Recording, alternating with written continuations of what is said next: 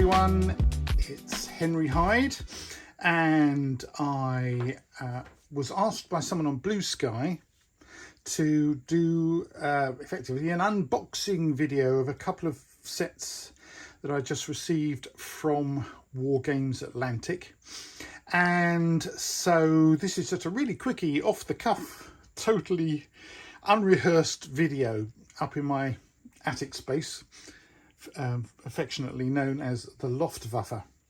And so here we go. Let's have a look. What do we got first? We got the Conquistador Cavalry.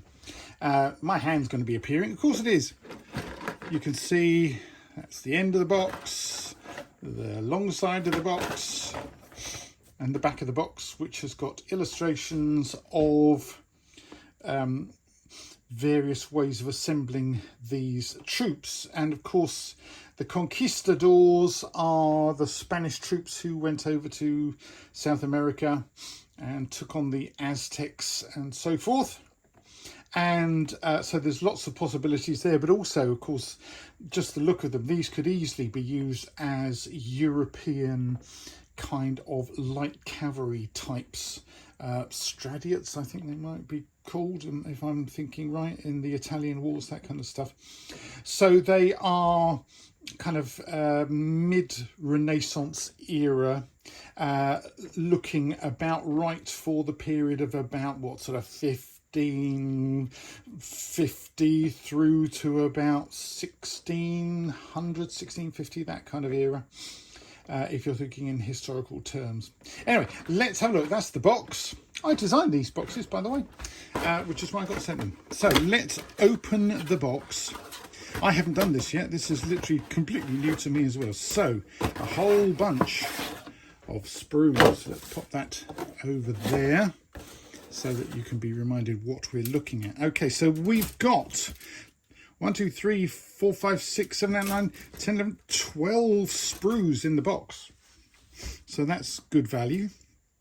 And of course, as it says on the front of the box, it makes up 12 cavalrymen with in 28mm, and there's some war dogs in there as well, apparently. Let's have a look, shall we? Okay, so here's one of the sprues, and let's have a look. Are they basically all this? No, there's some differences. Ah, that's the war dog sprue. Oh yes, and armor. Let's have a look at these. Let's move the box out the way so we can see what we've actually got in the box. So there's lots of doggies happening at the top there. Goodness me, lots of doggies. And then we've got horsey stuff, horsey stuff, horsey stuff, more horsey stuff. Oh, riders. So we've got lots of horses there, and then we've got riders on these ones. So there we are. So it looks like we've got 3 distinct types of sprue. So it looks like we've got the riders, 4 of them, horses, 4 of them, sorry about the squeaks of the plastic on the board, and then dogs and armor and saddles and shields. So let's have a quick look at one of the main ones, which is one of the horsey ones. And I'll move these out of the way so that we've got clear vision on this one, shall we? Let's move those out of the way. And there's all the doggy ones. There we go. Right. So here's a horsey sprue. You can tell this is unrehearsed, can't you? And so what we've got is 1, 2, 3, 4, 5, 6 horse halves, which makes up, well, that would be 3 horses, unless my maths is rubbish. But you've got a choice of halves. You can assemble them kind of as you want. Now, what you need to watch out for is that sometimes Wargames Atlantic say, that horse half specifically goes with that horse half. But looking on here, it doesn't look like these are numbered. So I kind of get the impression that that's a bit of you've got a free, pardon the pun, a free rein to do what you like with the horse halves.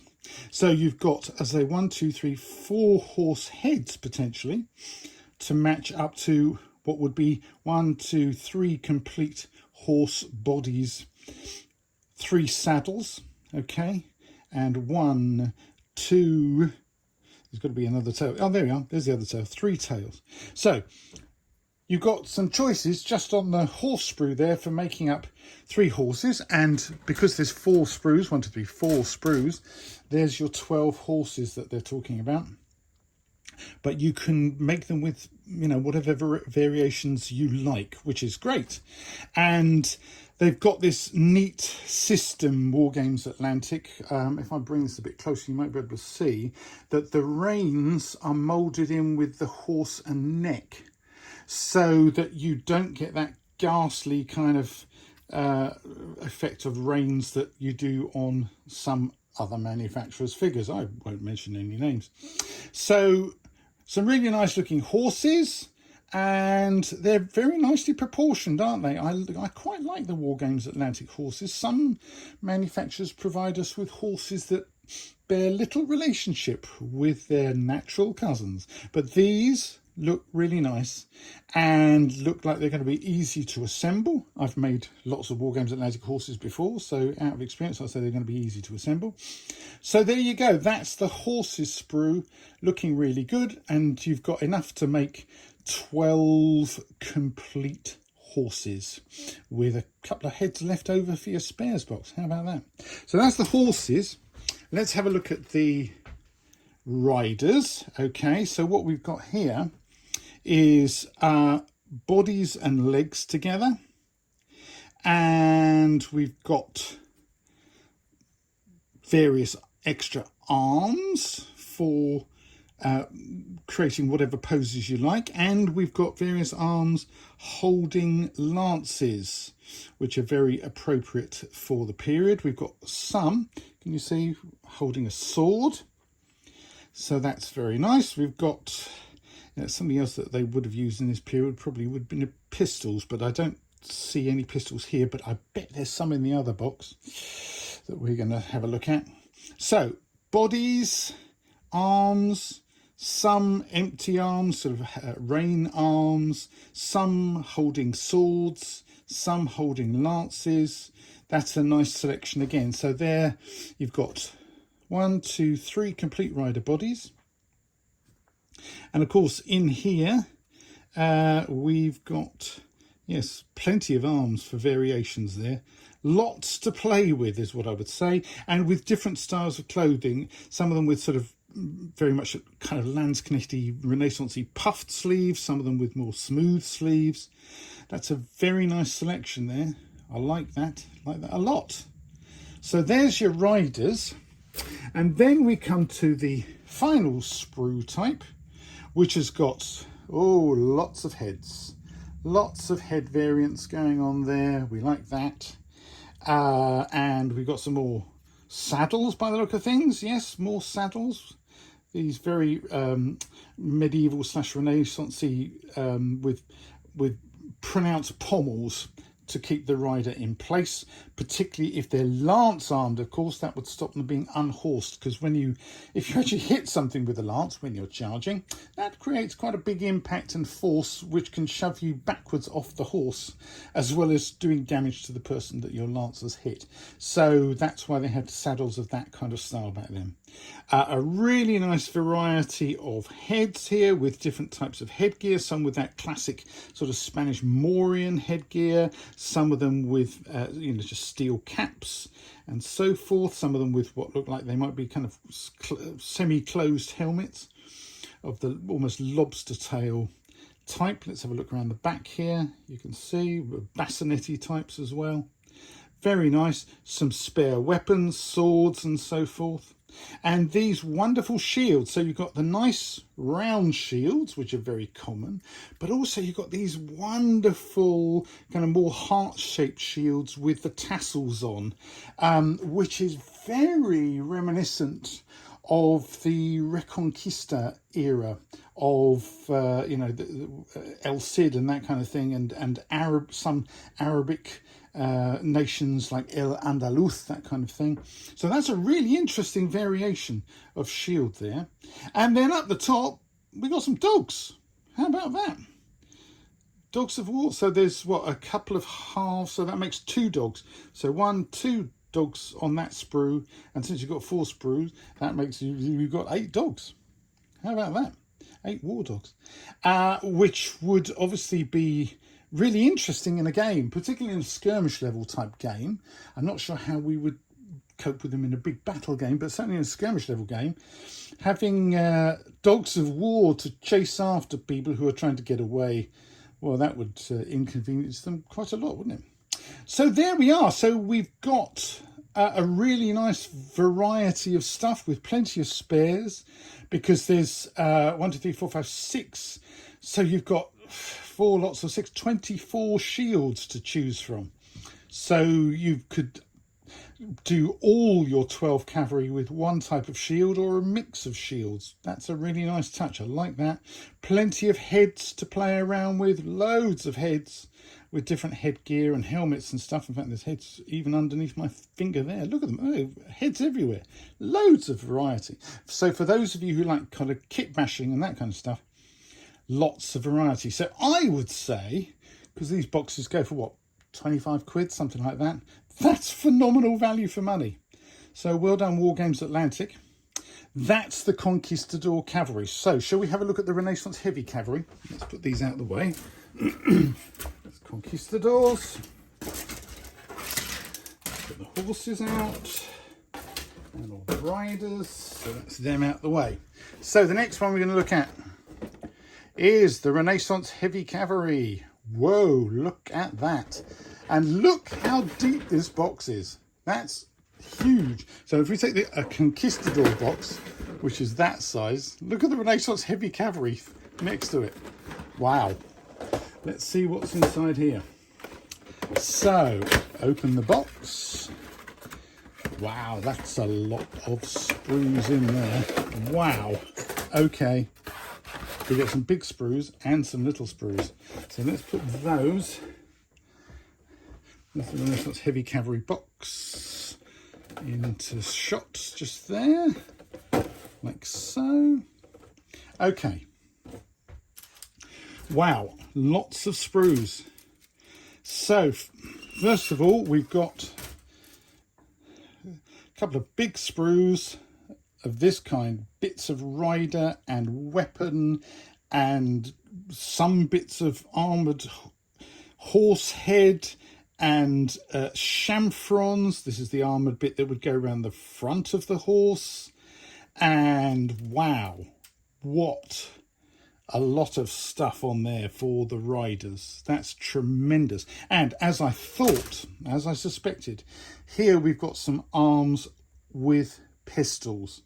That may well probably have been wheel lock pistols in those days, even before flintlock. So if you go to a museum, you can often, like the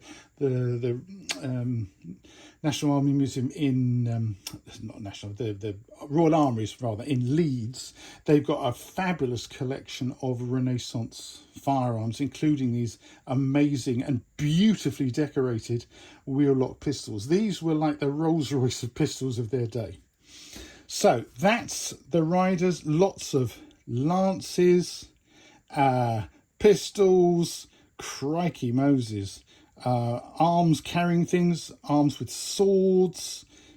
That's a tremendous selection of stuff.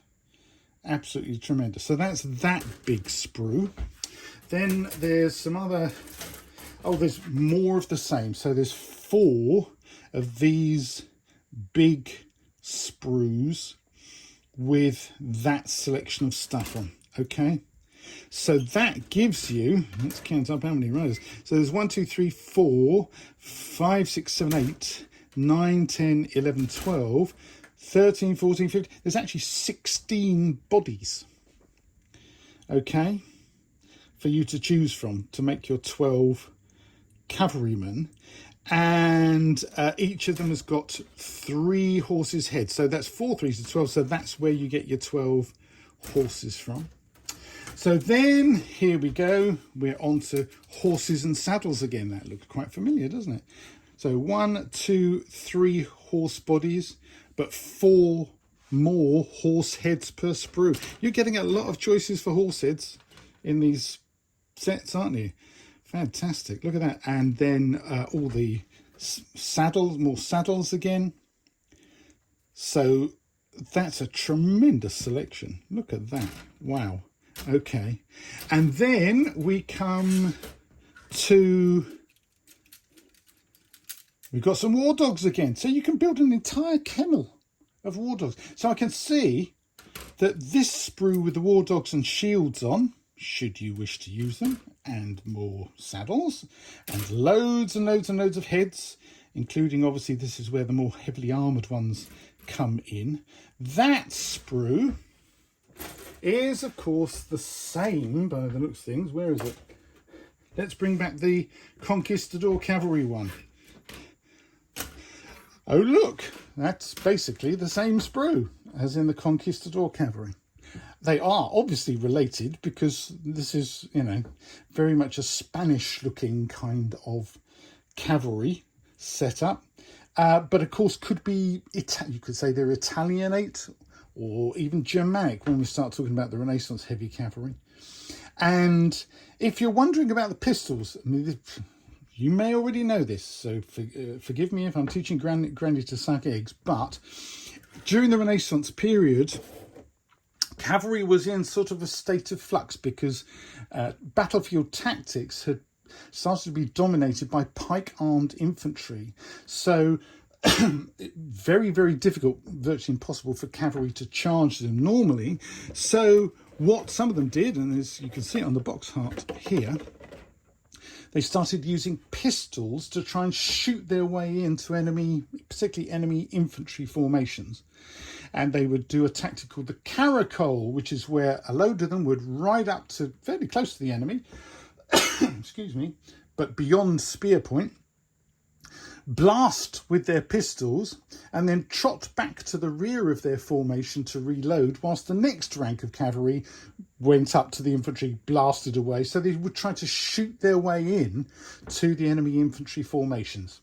So that's why this cavalry set, quite rightly, is shown with the option of having the cavalry armed with pistols for caracoling. Now, you can imagine that, excuse me, that probably wasn't very accurate because these are just smooth bore pistols, but if you get close enough, you stand a reasonable chance. Anyway, folks, my voice is giving out, so I hope that has helped showing you the unboxing of these two sets, the Conquistador Cavalry and the Renaissance Heavy Cavalry from Wargames Atlantic. The only thing I didn't do was show you the back of this box, which again has got descriptive text and examples of how you can make them. So, thanks for watching. I hope you enjoyed that and that it's helpful for you. Bye.